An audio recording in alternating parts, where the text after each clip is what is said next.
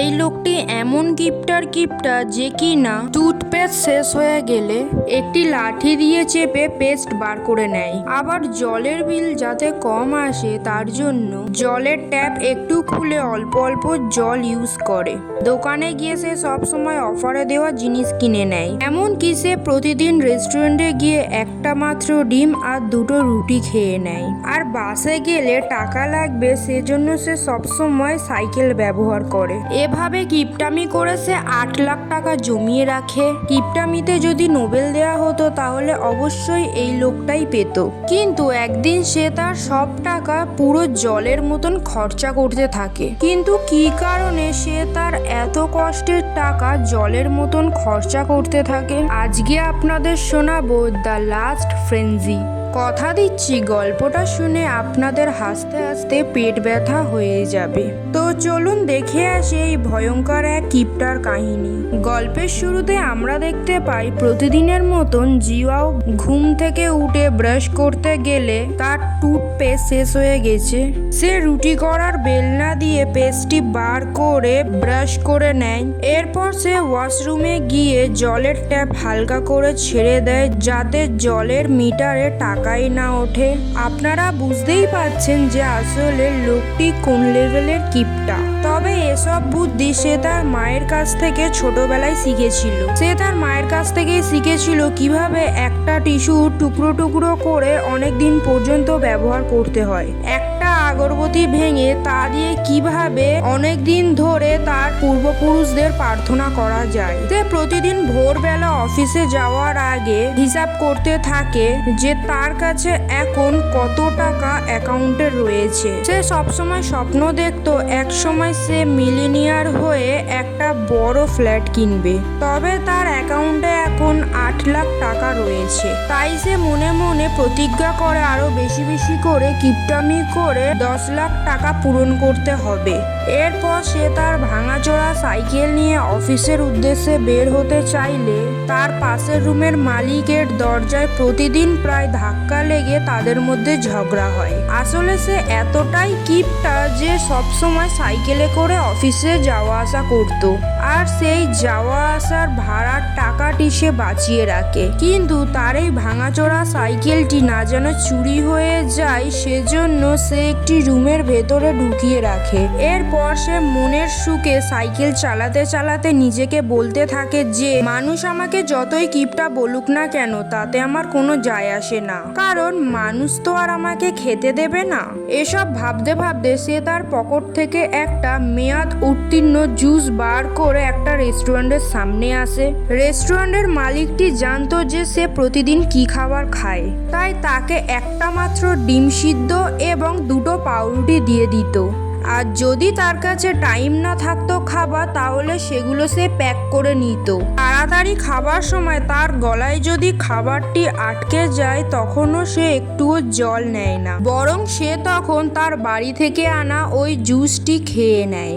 দোকানদার তখন দেখে যে আসলে ওই জুসের মেয়াদ শেষ হয়ে গেছে। আর সে তার সমস্ত কেনাকাটা সবসময় কুপন কার্ড দিয়ে অফারের সুপার শপ থেকে কিনে নেয়।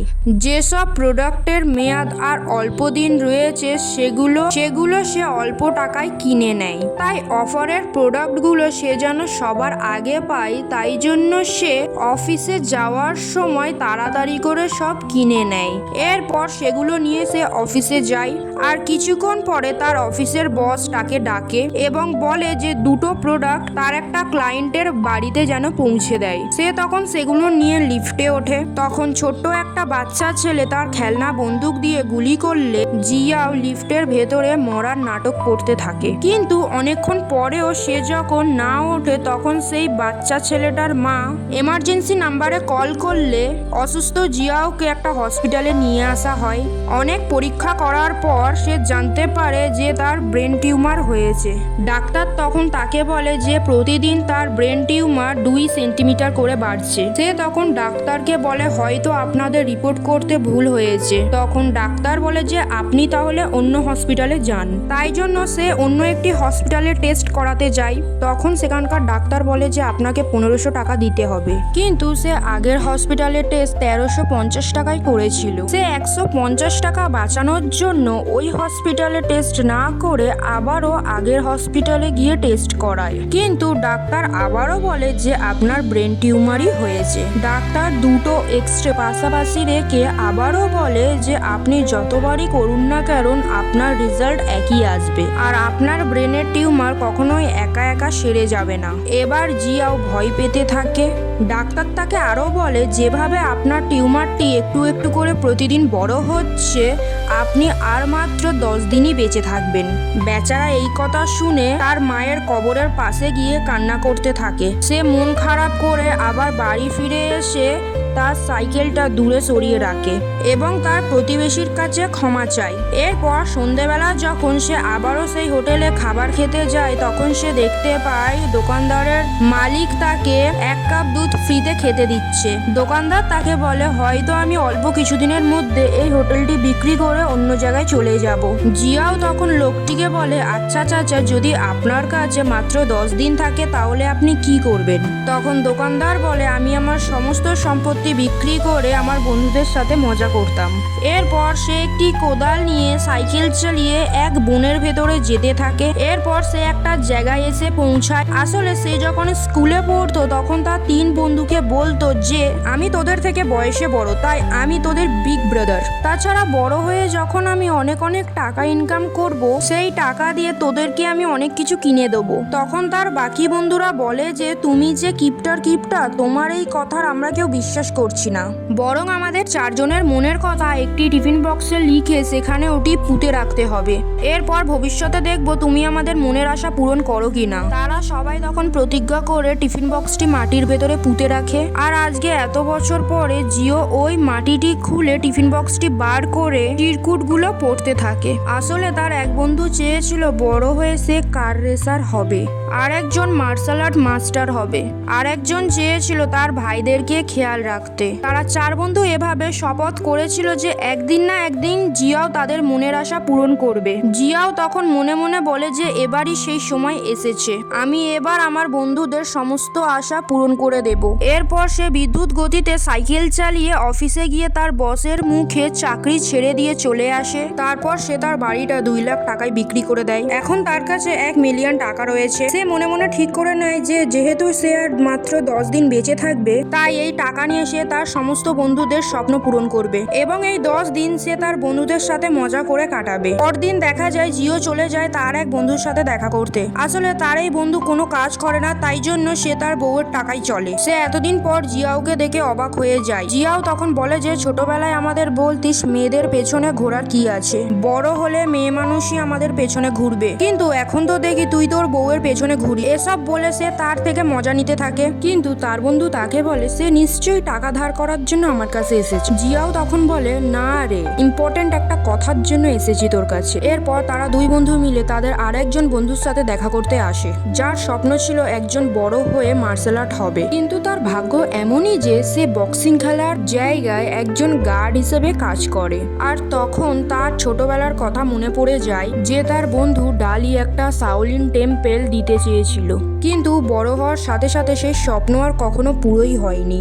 এরপর তারা 3 জন চলে যায় আর এক বন্ধুকে খুঁজতে। সে আসলে ছোটবেলায় একজন কার রেসার হতে চেয়েছিল। ভাগ্যের নির্মম পরিহাসের জন্য সে এখন একটা পার্কে বাচ্চাদের গাড়ি চালায়। এরপর সে তার বাকি 3 জন বন্ধুদেরকে নিয়ে একটা রেস্টুরেন্টে গিয়ে ভালো ভালো খাবার অর্ডার করে এবং তার যে ব্রেন টিউমার হয়েছে এই কথা সবার সাথে শেয়ার করে। এখন তার বন্ধুরা বলে যে আরে তোর কাছে তো এখন অনেক টাকা রয়েছে, তুই সুস্থ হয়ে যাবি। কিন্তু জিয়াও তখন বলে যে আরে না রে ভাই, আমি ভালো ডাক্তারকেই দেখিয়েছি, ডাক্তার আমাকে বলেছে যে আমার কাছে মাত্র 10 দিন আছে, তো এই 10 দিন আমি তোদের সাথে মজা করে কাটাতে চাই, আর এত টাকা আমি রেখেই কি করব, আর এটাই আমার জীবনের শেষ ইচ্ছা। আর তোরা যদি আমার জীবনের শেষ ইচ্ছাটাকে পূরণ করতে চাস তাহলে কাল সবাই মিলে আমার সাথে সেখানে দেখা করবি যেখানে আমরা প্রতিজ্ঞা করেছিলাম। আসলে তারা 4 বন্ধু সবসময় এভাবে একসাথে থাকতো, কিন্তু স্কুলে পড়াকালীন জিয়াওয়ের পরিবারের সঙ্গে তার বন্ধুদের পরিবারের ঝগড়া হয়ে যায়, যার ফলে তারা আলাদা হয়ে গিয়েছিল। রাতের বেলা দেখা যায় বায়ু তার বউয়ের জন্য রান্নাবান্না করে খাবার খেতে দেয়, কিন্তু তার বউ আসলে তাকে পাত্তাই দেয় না, কেননা সে তো কোনো আর টাকা পয়সা ইনকাম করে না।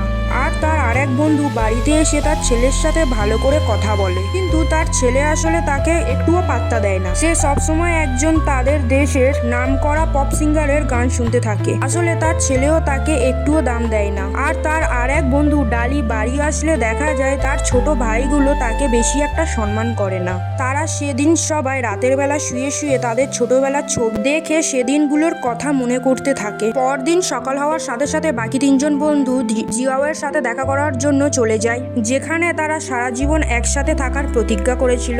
এত বছর পরে চার বন্ধু একসাথে হয়ে অনেক বেশি খুশি ছিল।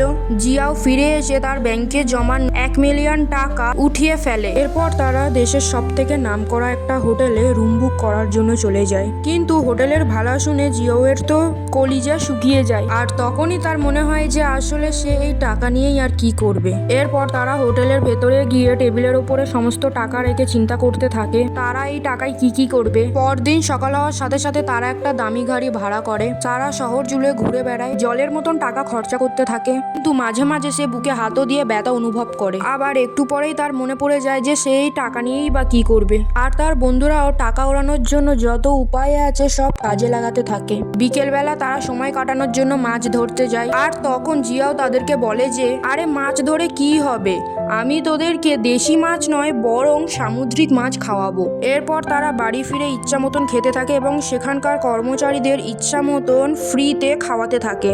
একদিনের মধ্যে সে প্রায় 2.5 লাখ টাকার মতন খরচা করে ফেলে। এভাবে সারা দিন রাত তারা টাকা ওড়াতে থাকে। এরপর বাকি বন্ধুরা তারা খাতা কলম নিয়ে বসে যায় যে পরদিন তারা কিভাবে টাকা খরচা করবে। পরদিন দেখা যায় তারা সবাই মিলে একটা জায়গায় যায়। আসলে জিয়াও যখন মারা যাবে, জিয়াওকে কোথায় দফন করা হবে সেই ব্যাপারে তারা দেখতে যায়। আর সেখানে গিয়ে জিয়াও এর স্কুলের ক্রাশ ওয়াং এর সাথে দেখা হয়ে যায়। জিয়াও কতই না ওয়াং এর পেছনে ঘুরেছে, কিন্তু ওয়াং জিয়াওকে একটুও পাত্তা দেয়নি। এত বছর পর তাকে দেখে সে অনেক পরিমাণ খুশি হয়ে যায়। সে তখন ওয়াংকে জিজ্ঞাসা করে যে এখনো পর্যন্ত সে কাউকে বিয়ে করেছে কিনা। ওয়াং তখন বলে যে সে স্কুলে জাংমিন জুকে বিয়ে করেছে। তখনই জিয়াও এর মনে পড়ে যায় যে সে ওয়াং এর জন্য জাংমিন জুকে বেদাম কেলানি দিয়েছিল, যেই ছেলেটা কিনা তার ক্রাশকে বিয়ে করেছে। এটা মনে করে সে হাসতে থাকে এবং তাকে বলে যে ছোটবেলায় আমি তার দাঁত ভেঙে দিয়েছিলাম, এবার দেখা হলে হয়তো আমি তার আর একটা দাঁত ভেঙে দেবো। তাই সে তার হাজবেন্ডের সাথে দেখা করতে চায়। ওয়াং তখন তাদেরকে একটা কবরের কাছে নিয়ে আসে। আসলে বেশ কয়েক বছর আগে তার হাজবেন্ড মারা গিয়েছিল। এটা দেখে জিয়াও মনে মনে তখন একটু খুশি ছিল এবং সে মনে করতে থাকে যে যাক এবার হয়তো সে তার ক্রাশের সাথে লাইন মারতে পারবে। কিন্তু একটু পরে তার মনে পড়ে যায় যে সে তো আর মাত্র কয়েকদিন বেঁচে আছে। এরপর সে সেখানে সব থেকে দামি জায়গাটা 2 লাখ টাকা দিয়ে কিনে নেয়, যেখানে মরার পরে তাকে দফন করা হবে। এরপর সে ওয়াংকে ইমপ্রেস করার জন্য ওয়াং যেখানে চাকরি করতো সেখানে সবকিছু কিনে নেয়, কিন্তু তবুও তার কাছে অনেক টাকা রয়ে গেছে, যে কারণে দেখা যায় সে রূপচর্চাও শুরু করে দিয়েছে। যেহেতু সে মরে যাবে তাই জিয়াও মনে করে যে এরকম চেহারা নিয়ে মরে কি করবে, তাই একটু রূপচর্চা করে সুন্দর হয়ে মরি। তখন ওয়াং জানতে চায় যে সে কেন এমন পাগলামি করছে। জিয়াও তখন ওয়াংকে সব ব্যাপারটা বলে। একথা শুনে ওয়াং তাকে আগামীকাল সময় দিতে চায়। এখন তার কাছে 4,32,000 টাকা রয়েছে। পরদিন সকালবেলা জিয়াও স্যুট বুট পরে রেডি হয়ে থাকে এবং অপেক্ষা করে যে ওয়াং কখন আসবে। কিছুক্ষণ পরে ওয়াং তার হোটেলে আসলে তার বাকি বন্ধুরা একটু অবাক হয়ে যায়, যেহেতু আর অল্প কয়েকদিনের মধ্যে সে মারা যাবে। সেজন্য তার বন্ধুরা ওয়াংকে এবং জিয়াওকে একা সময় কাটানোর জন্য ছেড়ে চলে যায়। সে হোটেলের নিচে এসে অনেক দামি একটা গাড়ি ভাড়া করে।